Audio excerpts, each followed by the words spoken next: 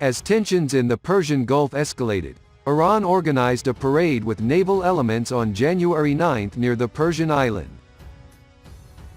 In the video shared by state television, you can see many ships maneuvering.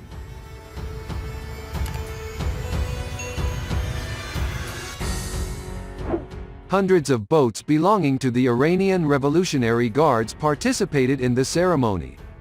It was stated that this parade was a response from U.S. naval elements entering the bay. U.S. Navy guided missile submarines USS Georgia, missile cruisers USS Port Royal and USS Philippine Sea have entered the bay.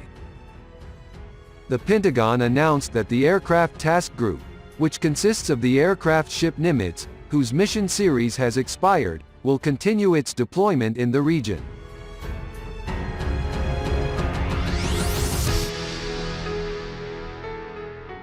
Also, Iran detained a British-flagged oil tanker and a South Korean-flagged tanker that crossed the bay in an Iranian port last week.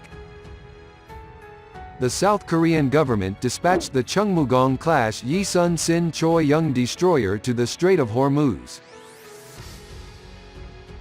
Iran claims that the South Korean-flagged ship and crew were arrested for violating environmental protocol.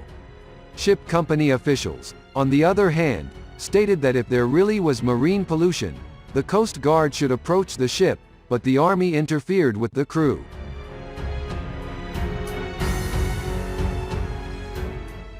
Iran held extensive military drills in its domestically produced unmanned aerial vehicle on January 5. It was announced that UAVs in the reconnaissance, observation and combat classes were used in the military exercises held in Semnan.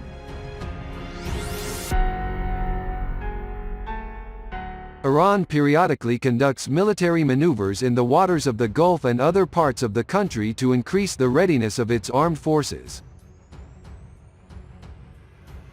Apart from that, Iran has also introduced helicopter carriers. On January 12, the Iranian military said that 2 of their heavyweight warships had joined its navy, and both were exposed during military exercises the following day. The helicopter carrier nicknamed the Makran will be inaugurated for a military exercise scheduled to be held on January 13. The ship is 231 meters long, and can carry up to 7 helicopters and a number of unmanned aerial vehicles on board.